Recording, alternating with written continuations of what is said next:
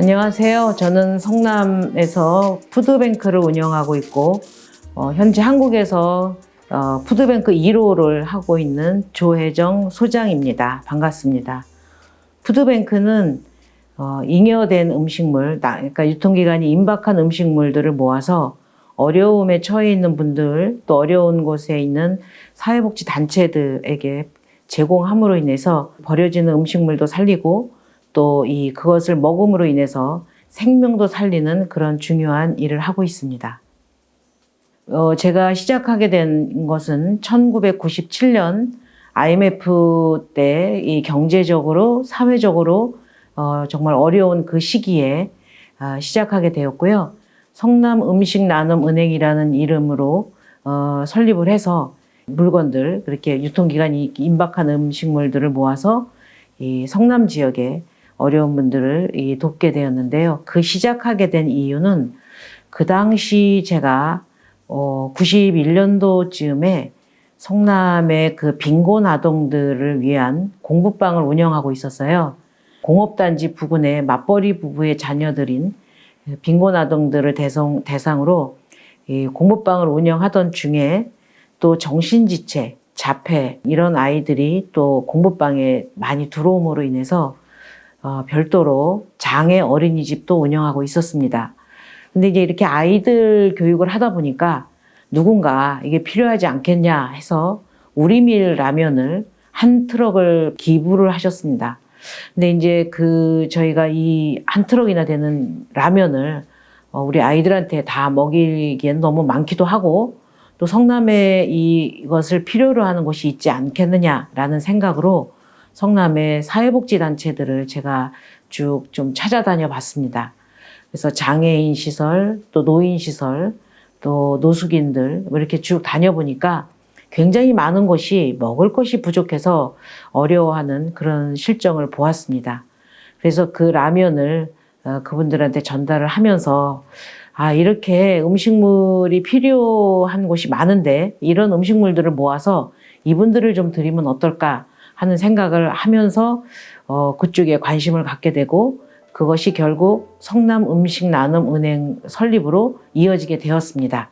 제가 푸드뱅크에는 최초로 시작한 여성이고 그리고 지금까지 하고 있는 여성 중에 한 명, 유일한 사람일 거예요.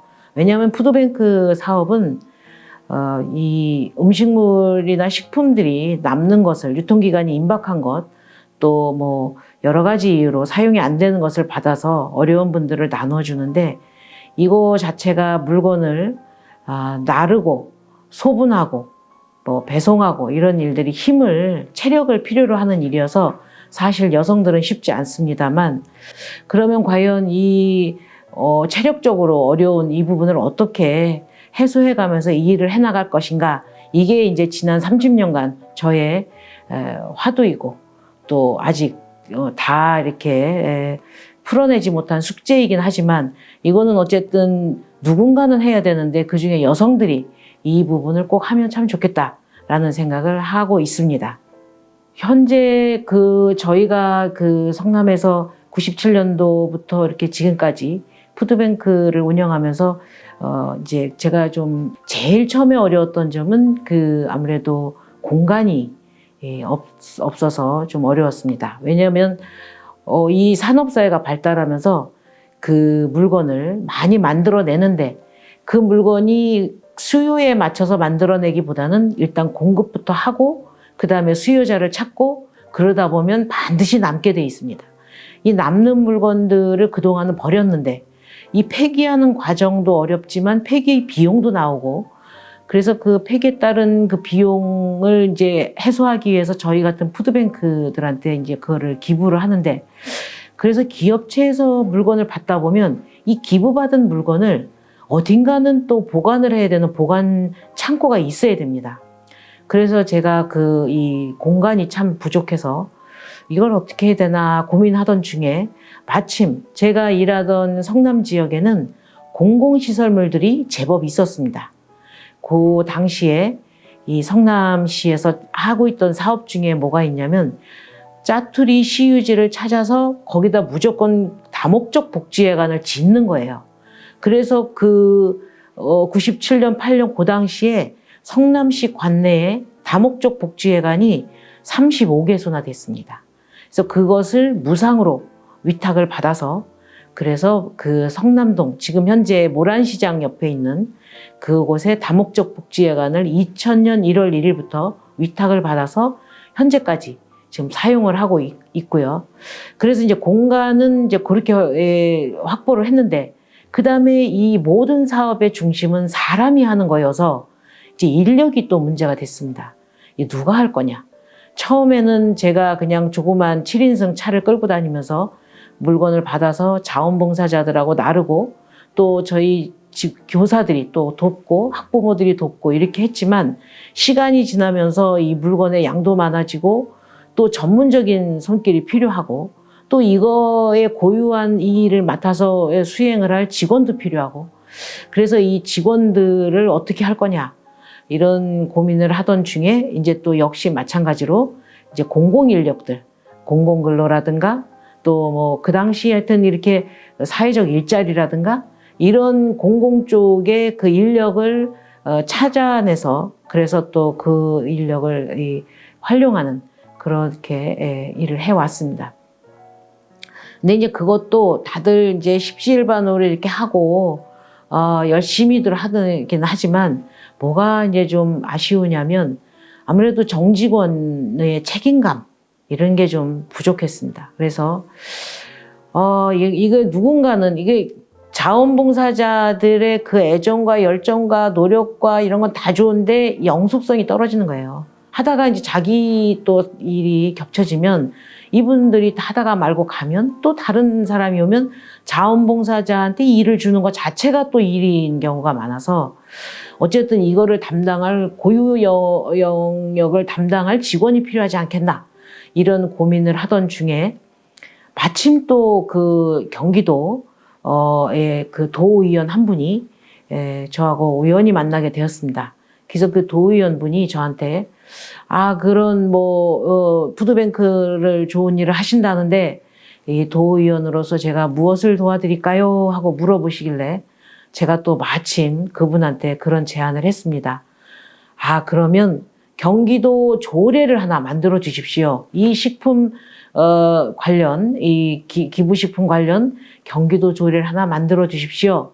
그래서 이제 도의원께서 이제 저하고 또 이제 몇 사람이 모여서 이 경기도 기부식품 활성화에 관한 조례를 만들었고, 그 기부식품 활성화에 관한 조례를 만들면서 아예 인건비 한 명을 창출을 해서 경기도 전체에 시군구별로 그 인건비가 60명이 만들어졌습니다. 이게 참 또 다른 시군구와 다르게 이런 경기도에서 만들어지는 건 또 어떤 의미가 있냐면, 도에서 인건비를 창출을 하면 도에 속해 있는 시군구는 무조건 따라가야 돼요.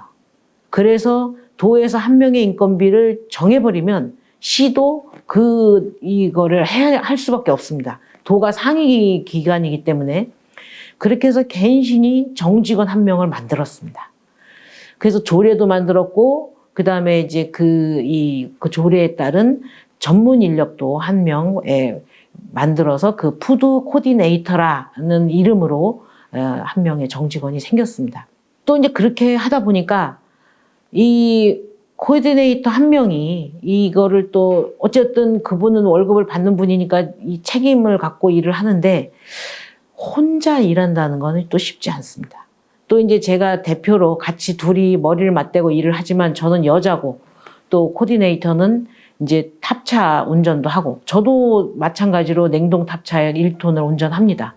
저도 이 푸드뱅크 때문에 1톤 탑차 그 대형 면허도 땄고, 트레일러 면허도 땄고, 심지어는 지게차 면허도 땄습니다. 제가 또 그런 쪽으로 또 탁월한 재능이 있어서, 왜냐하면 나중에 물류창 거를 운영하게 될 경우에 지게차는 또 필수이기 때문에 지게차와 포크레인까지 다 땄습니다. 제가 30살에 성남을 들어갔고, 그 다음에 이 말씀드린 것처럼 빈곤아동 교육도 했고, 그리고 또 장애아동 교육을 좀 오래 했고, 그다음에 복지관 관장을 하면서 푸드뱅크 사업을 계속 하고 있고 지금은 이제 푸드뱅크 마켓 소장으로 일을 하고 있는데요. 30살에 와서 지금 이제 35년 정도 됐죠. 그래서 이제 정년 퇴직을 이제 앞두고 있는데, 일하면서 이제 제일 사실 어려웠던 건 별로 없는데, 가정의 문제는 여자들은 참 쉽지 않았겠다. 제가 이제 요번에 이거를 좀 생각하면서 저희 여직원들만 모였어요. 그래서 푸드뱅크에, 푸드마켓에 일을 하면서 어떤 점이 어렵냐, 이런 걸 물어봤더니 마침 우리 여직원들이 다 경단녀이면서 한부모 가정들이에요. 이제 그분들 얘기로는 이제 한부모 가정이어서 이제 이분들이 또 이제 자기가 말하자면 보호자로 세대주로 이렇게 살면서 여기에서 위로를 많이 받았다. 그래서 여성의 이 직업으로서는 이게 가장 좋은 직업이라고 본다. 이제 이런 얘기를 했어요. 그래서 제가 거꾸로 그럼 이런 질문을 한번 해보겠다. 아까 이제 제가 경기도에서 최초로 인건비를 만들었다. 조례를 만들고 조례에 의해서 인건비를 만들었는데 그 인건비가 2011년도에 만들어진 인건비가 2020년이 되도록 단 1원도 오르질 않은 거예요. 그냥 뭐 동결인 거예요. 그래서 제가 20년도에 경기도에 가서 이 월급으로 일하는 코디네이터 직원은 장가도 못 갑니다. 이 월급으로. 이 월급으로 살 수가 없는데 어떻게 이 월급으로 이렇게 계속 주십니까? 이렇게 해서 월급을 좀 많이 올렸어요. 그렇지만 또 마찬가지로 10년 만에 올렸지만 그 월급이 무슨 다른 사회복지사들처럼 호봉제도 아니고 또 사회복지 시설처럼 뭐 승급이 되는 것도 아니고 또 동결인 거예요. 이게 또 앞으로 10년, 앞으로 20년 그냥 동결인 거예요. 그래서 제가 저희 여직원들한테 내가 사회복지 경력이 30년이 넘는데 그냥 시설장 3호봉으로 원래는 35봉 받아야 되는데 3호봉으로 그냥 줄창 이러고 오는데 이렇게 월급이 오르지 않아도 이 일을 할 수 있겠느냐 이렇게 물었더니 우리 직원들이 한 명은 자기는 뭐 돈에 큰 관심이 없기 때문에 그냥 이 정도면 그냥 받으면 자기는 살 것 같다 이렇게 얘기하고 또 한 친구는 현실적으로 그건 어렵지 않느냐 뭐 이제 이런 얘기들을 했는데 근데 이제 이 직업이 그럼 왜 좋으냐 그랬더니 아까도 말씀드린 것처럼 이게 생명을 살리는 일이기 때문에 우리가 아끼고 나눠 쓰고 바꿔 쓰고 다시 쓰고 이런 아나바다를 하는 이유도 그 모든 게 환경을 살리고 미래 우리 아이들한테 줄 이 환경을 잘 살려서 지구를 잘 살려서 탄소를 잘 줄여서 이렇게 주자라는 취지로 볼 때는 이 푸드뱅크 마켓 사업은 정말 절대적으로 이거는 뭐 필요한 게 아니라 누구나 해야 되는 사업이라고 생각한다. 근데 그거를 여자들의 섬세함이 여자들의 또 그런 다각도적인 노력이 맞물려져서 더 잘 운영이 되어지지 않겠나. 이렇게 이야기들을 우리가 이제 나눈 적이 있고, 그러면 이제 우리가 좀 힘든 거는 이제 조금 아까 말씀드린 것처럼 제가 이제 우리 30년 일을 하면서 내린 결론이 뭐냐면, 결국 일은 직원들이 한다는 거예요. 대표가 아무리 다니면서 기업체들한테 뭐 후원을 띄고 기부자들을 만나고 뭐 이 정부를 만나서 뭐 이렇게 해도 실제로 이 이용자들을 만나서 그들의 애환을 나누고 그들의 필요를 채워주고 그분들에게 이런 사회 서비스도 연계해주고 이 물품도 전달해주고 이 모든 일은 직원들이 하는 겁니다. 직원들의 처우가 좋아야 이 일이 지속되고 또 그분들이 행복해야 그 행복이 그분들한테 나간다는 거예요. 그래서 이제 이 직원들이 말하자면 직원들의 복지를 좀 신경을 안 쓸 수가 없는 건데, 제가 이제 이게 30년 일하면서 결국은 우리는 직원들이 잘해야 행복해야 그들의 행복이 나가기 때문에 직원들의 안녕을 우리가 이제 자꾸 고민할 수밖에 없는데, 정말 이 직원들이 앞으로 이런 안녕을 유지하면서 자기도 행복하면서 이 일을 계속 할 수 있겠느냐, 이 부분을 이제 우리가 좀 과제로 삼고, 그러면 이제까지는 그런 고민을 안 했는데 또 저도 이제 지금은 이 직원들을 인큐베이팅을 하는 입장에서 이제 많은 사람들이 와서 이걸 배우고 가고 직원이 되고 또 배출이 되고 또 오고 이럴 때 저도 이제 그분들이 이 일에서 여기는 꼭 들어오고 싶은 직장 뭐 이렇게 만들어야 되는 거잖아요. 그러려면 이 여성들만 가지고 힘든 이 노동력, 그 다음에 행정력, 그 다음에 또 뭐 이 다른 부분들을 어떻게 채워나갈 것인가 이게 이제 저희 고민이고요. 그 다음에 이제 그 가정 문제를 보면 드는 생각은 그래요. 잘하려고 하지 말자. 잘하려고 할 필요 없다. 그래서 이번에도 저희가 이제 6월 말에 전국 평가를 봤는데 그 경기도가 95개소예요. 전국적으로 보면 444개소로 늘었습니다. 그런데 경기도 평가의 95개소 중에 40등만 하자. 뭐 상위권 들려고 절대로 노력하지 마라.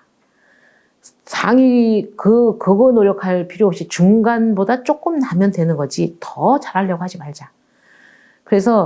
그리고 이 일을 통해서 내가 행복해야 된다. 그리고 마찬가지로 집안일도 잘하려고 하지 말자. 여자들이 받는 스트레스가 그거거든요. 누가 손님이 오면 저분이 저렇게 뭐 밖에서는 잘할지 모르지만 집에 가보면 엉망진창이다 이런 소리 들을까봐 그냥 여자들이 맨날 전전긍긍하고 힘들어 하는데 집에 안 오게 하면 됩니다. 손님 오지 말게 하고요. 집안 식구들이랑 몽창 다 합의를 보세요. 하고 싶은 일과 잘하는 일만 하자. 다 잘하려고 하지 말자. 그래서 어느 한쪽은 놔야 됩니다. 근데 이제 우리가 이 가사노동이 여성의 문제 중에 가사노동이 사회적인 가치로 인정을 못 받기 때문에 힘들지 않습니까? 마찬가지로 제가 하고 있는 푸드뱅크 사업도 가사노동과 비슷해서 사회적으로 아직 가치 부분은 좀 이렇게 높게 평가되지 않습니다만 이거를 우리가 하는 중요한 일인 만큼 이 가치를 높이는 게 이제 우리 앞으로 해야 될 일이라고 생각을 합니다. 그래서 이제는 이제 제가 요새 그 직원을 구하면서 면접을 보는데 최근에 면접 본 사람 중에 한 분이 그런 얘기를 하는 거예요. 이분이 전직 공무원인데 최근 1월까지 공무원을 하다가 퇴직을 한 분인데 제가 깜짝 놀라서 아니 퇴직을 한 공무원으로 일하신 분이 이 월급에 이 일을 할 수 있습니까? 왜 공무원을 퇴직하셨습니까? 이분이 이렇게 얘기했어요. 자기는 현재 대학원을 다니고 있고 공부를 하고 싶어서 대학원을 갔는데 공무원을 해보니까 워라밸이 안 된다. 저녁에 야근을 많이 시켜서 공부를 할 수도 없고 자기는 워라밸이 중요한데 워라밸이 안 돼서 자기는 그만뒀다. 이렇게 얘기를 하는 거예요. 그 정도로 지금 사회적으로 인식이 저녁이 있는 삶, 또 워라밸, 또 이런 쪽으로 가는 거예요. 근데 그래서 저도 저희가 하는 일이 물론 이제 급여는 낮지만 이 사회적인 성취감, 또 이 그런 워라밸, 또 이 행복감 이런 거는 엄청나게 크다고 보고 그래서 이제 요거에다 플러스 현실적인 급여, 현실적인 처우 요것만 좀 보태지면 더할 나위가 없지 않느냐 이런 생각으로 저희가 최근에 이제 이야기를 좀 나눈 적이 있습니다. 이제 제가 여성으로서 이 일을 하면서 그럼 여성들이 이 일을 하는데 어떤 이제 뭐 섬세하고 뭐 다양하게 접근하고 이런 건 다 좋은데 그럼 여성들이 또 실제 겪는 일은 뭐가 있냐면 여자들끼리만 있으면 좀 무시하는 사람들이 있습니다.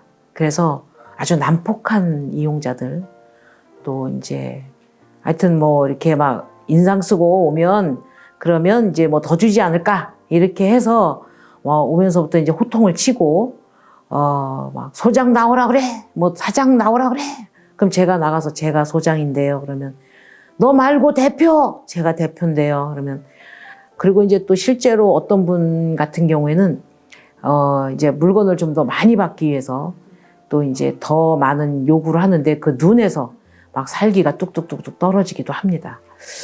그래서 이제 여성들만 있기에는 좀 그런 문제들이 좀 난감해서 저희가 이제 그 복무요원들, 이제 21~22살짜리 되는 친구들이지만 이 친구들이 이렇게 있으면 그러면 또 그런 부분이 좀 진정이 되기도 하고 근데 이제 여자들이 어떤 일을 하든, 이런 사회복지 일을 하든, 푸드뱅크 일을 하든, 이제 저 같은 경우에는 아까도 말씀드렸지만 제가 이제 뭐 그 대형 면허도 땄고 트레일러 면허도 따고 막 이런 이유는 뭐냐면 여자라고 왜 못해? 여자도 할 수 있어. 여자니까 더 해야지. 이런 마음이 있었고 왜 그런 모든 걸 남자들한테 의지하려고 해? 그럴 필요 없어. 우리가 여자로 일하려고 하지 마. 인간으로 일해야지. 이런 마음이 있는 거예요. 저는 일단 어떤 문제가 어떤 이제 새로운 과제가 생기면 주변의 선배들을 다 찾아갑니다. 이런 일이 있는데 이걸 어떻게 해야 될까요? 어떤 방법이 있을까요? 이렇게 선후배를 다 찾아다니면서 묻습니다. 간접적인 그들의 경험을 듣고 또 그다음에 남자들한테도 묻습니다. 남자들의 사고는 어떤가? 또 여자들은 어떻게 접근하나? 그리고 또 40대는 어떻게 이걸 보는가? 그리고 이제 또 60, 70대는 어떻게 보는가? 이렇게 해서 다각도적으로 이거를 듣고 그리고 이제 그거에 대한 제 관을 세웁니다. 한 2, 3년 전에 그 경기도에서 한참 그 코로나가 유행이어서 다 두문불출로 문 잠그고 있을 때 이 묻지도 따지지도 말고 그냥 내가 먹고 살기 힘들다. 내가 사회적으로 죽어버리고 싶다.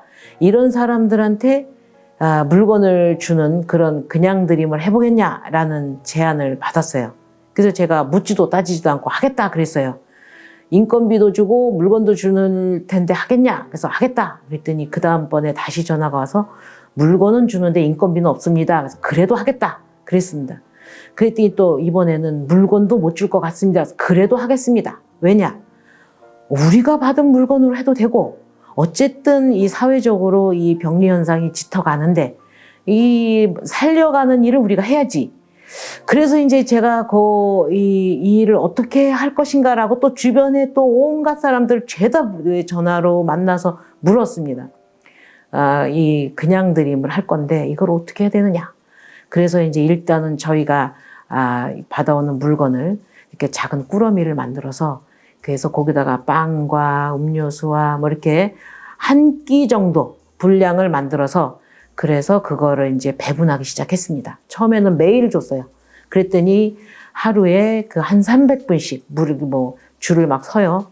매일 하다 보니까 직원들이 아주 힘들어 죽는 거예요. 그래서 이제 그걸 일주일에 한 번으로 바꿨다가 한 달에 한 번으로 바꿨다가 이렇게 해서 나중에는 100명씩 일렬로 줄을 서서 이거를 이제 받아갔습니다. 그렇게 이제 하면서 경기도에다가 제가 이걸 하다 보니까 이것도 역시 마찬가지로 인력이 필요합니다. 인력을 좀 제공해 주십시오. 이렇게 해서 인건비 1명을 또 만들어냈습니다.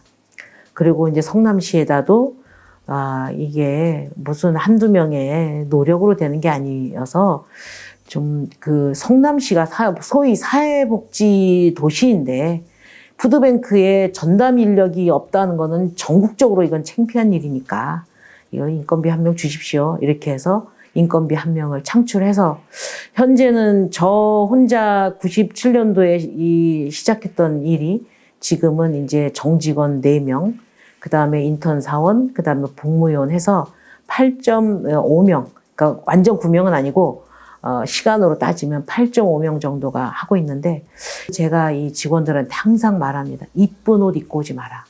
깨끗한 옷 입고 오지 마라. 그럼 옷 때문에 일 못해요.